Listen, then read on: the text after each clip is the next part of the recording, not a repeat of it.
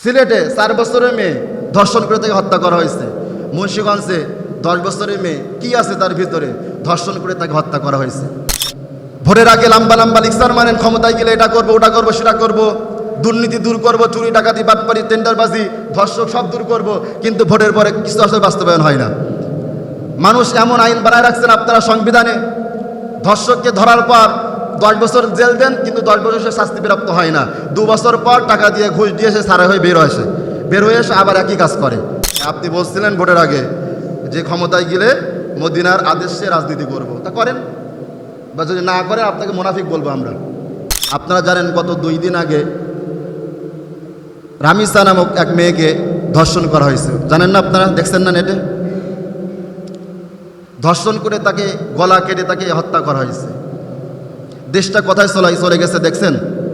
আপনি একটু চিন্তা করেন তো, ফিল করেন তো, যদি আপনার মেয়ের সাথে এমন হতো, আপনার মেয়ে 2তে পড়ে, 3তে পড়ে, 4এ পড়ে, আপনার মেয়ের সাথে যদি এমন হতো, তাহলে আপনি বুঝতে দিতে পারতেন?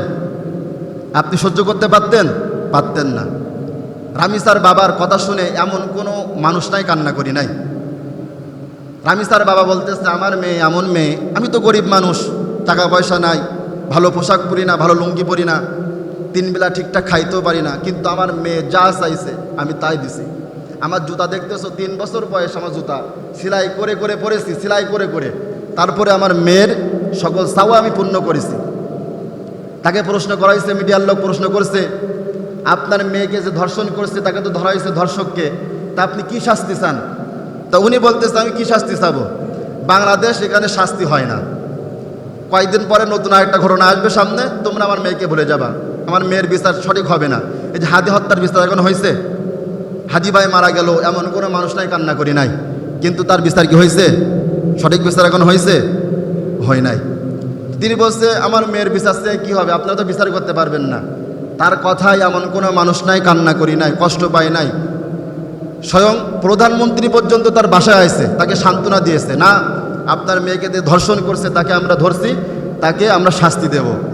আমরা ইতিপূর্বে বহু শাস্তি দেখছি, জেলে দেন, 10 বছর জেলে দেন, 2-3 বছর গেলে টাকা দিয়ে সে চলে আসে, ছাড় হয়ে যায়। ঠিক মতো বিচার শাস্তি আপনারা দেন না, প্রকাশ্য শাস্তি আপনারা দেন না। নবীর হাদিস আমার খুব ভালো মনে আছে, তারেক রহমান তিনি বলছিলেন, আমি যদি প্রধানমন্ত্রী হই তাহলে মদিনার আদেশের আমি দেশ পরিচালিত করব।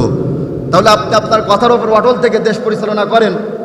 নবীজির হাদিস, নবীজির আদর্শ হলো, যদি কেউ জিনা করে বিবাহিত হলে, কেউ যদি ধর্ষক হয় বিবাহিত, তাকে প্রকাশ্যে মানুষের সামনে পাথর মেরে মেরে নিক্ষেপ করে হত্যা করতে হবে। এই আদেশটা আপনি জারি করেন। আমরা দেখতে চাই, আপনার কথা আপনি বলেছিলেন মদিনা আদেশের আপনি দেশ পরিচালনা করবেন। আমরা চাই এই বকরা ঈদের আগে, ঈদুল ফিতরের আগে আপনি আমাদের উপহার দেন। ধর্ষককে প্রকাশ্য ধরে, তাকে তো ধরা হয়েছে, সে এখন জেলে আছে, তাকে ধরা হয়েছে, তাকে প্রকাশ্য এনে মিডিয়া ডেকে জনগণের সামনে বাইতুল মুকাররমে ফেলে পাথর মেরে মেরে তাকে হত্যা করতে হবে। কথা বলেন ঠিক কিনা? কারণ প্রিয় ভাইরা, ধর্ষকের কোনো ছাড় নাই।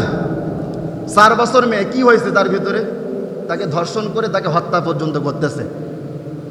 7 বছরের মেয়ে, 10 বছরের মেয়ে, ভিতরে কি হয়েছে, এখনো বালেগা হয়ে নাই, ধর্ষণ করতে বেঁচে থাকতো না, পরের তাই পড়া দেখা আর মারতিস কেন, হত্যা করে ফেলতেছে, গলায় ছুরি ডাবাই দিচ্ছে। মানে আমাদের দেশের বিচার কোথায় চলে গেছে দেখেন। এই যে ছোট্ট ছোট্ট মেয়েগুলা মারা গেল, ছোট্ট ছোট্ট নিষ্পাপ শিশুগুলা ঝরে গেল, এই দায়ভার কে নেবে? এই দায়ভার সরকারকে নিতে হবে, স্বরাষ্ট্রমন্ত্রীকে নিতে হবে, এই দায়ভার আইনমন্ত্রীকে নেওয়া লাগবে। 54 বছর হয়ে গেছে এই দেশ স্বাধীন হয়েছে প্রিয় ভাইরা, বহু রাজনৈতিক দল ক্ষমতা আইছে, ভোটের আগে লম্বা লম্বা লিকচার মানেন, ক্ষমতায় গেলে এটা করবো, ওটা করবো, সেটা করবো, দুর্নীতি দূর করবো, চুরি ডাকাতি বাটপারি টেন্ডারবাজি ধর্ষক সব দূর করবো, কিন্তু ভোটের পরে কিছু আসলে বাস্তবায়ন হয় না। মানুষ এমন আইন বানায় রাখছেন আপনারা সংবিধানে, ধর্ষককে ধরার পর 10 বছর জেল দেন, কিন্তু 10 বছর সে শাস্তিপ্রাপ্ত হয় না। 2 বছর পর টাকা দিয়ে ঘুষ দিয়ে সে সারা হয়ে বের হয়ে এসে আবার একই কাজ করে।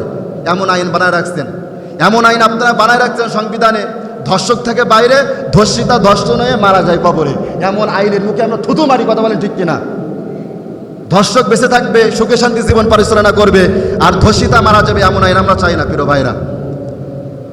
একবার দেখেন না, কোরআনের আইন দিয়ে একবার বাস্তবায়ন করে দেখেন, কোরআনের আইন দিয়ে একবার শাস্তি দিয়ে দেখেন কি হয়। একজন ধর্ষককে ধরেন, ধরার পর বাইতুল মুকাররমের সামনে এনে পাথর মেরে তাকে হত্যা করেন। এমন 3 জন করবেন, 3 জন ধর্ষককে ধরবেন, দেখবেন বাংলাদেশের প্রত্যেকটা ধর্ষক কাটার মতো সোজা হয়ে গেছে। আমার মা বোনরা রাত 1টার পরে ঘর থেকে বাইর হবে, কিন্তু কোনো ধর্ষক তার দিকে তাকানোর সাহস পাবে না। কথা বলেন ঠিক কিনা? প্রিয় ভাইরা, আমি আকুতি মিনতি করে আপনাদের কাছে বলি, আপনারা আপনাদের সন্তানের দিকে খুব খেয়াল করেন। সমাজ ভালো নাই, সমাজ খুব খারাপ হয়ে গেছে।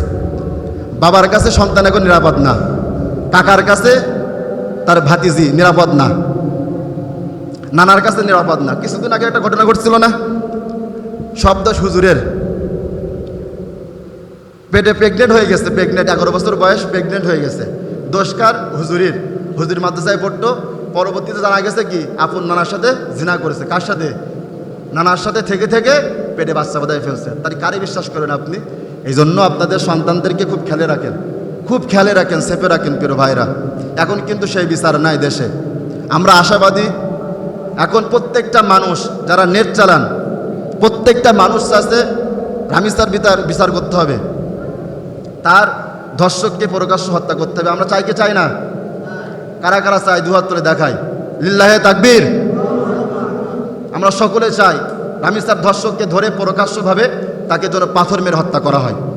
কারণ আপনার কথা আমরা বলি নাই, আপনি বলছিলেন ভোটের আগে যে ক্ষমতায় গেলে মদিনার আদেশে রাজনীতি করব। তা করেন, বা যদি না করেন আপনাকে মুনাফিক বলবো আমরা। প্রিয় ভাইরা, আল্লাহ আমাদের হৃদায়াত দান করেন, বলেন আমিন।